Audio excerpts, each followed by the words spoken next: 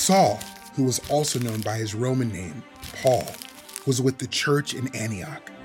The Holy Spirit chose Paul and another believer, Barnabas, for a special work. So they obeyed and left Antioch. God led Paul and Barnabas to tell the good news about Jesus to not only the Jews, but the Gentiles, or people who were not Jews. Paul and Barnabas traveled to Lystra. Paul healed a man there who had never been able to walk.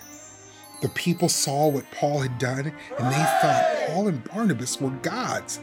They began to worship them, but Paul and Barnabas tore their clothes and shouted, "No, we are not gods. We are men, just like you.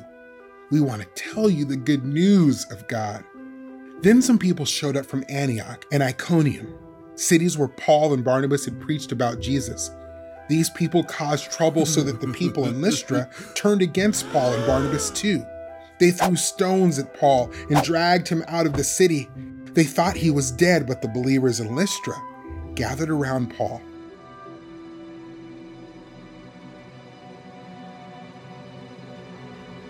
And he got up. The next day, Paul and Barnabas went to the city of Derbe.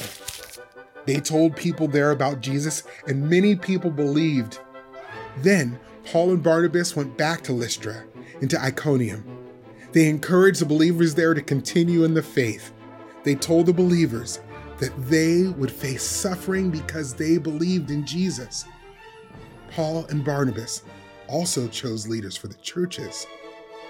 Finally, Paul and Barnabas returned to the church at Antioch. They reported everything God had done on their journey and how God had helped them share the good news with the Gentiles.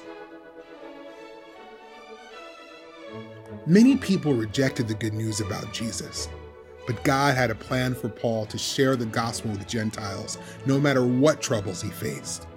Many believed in Jesus.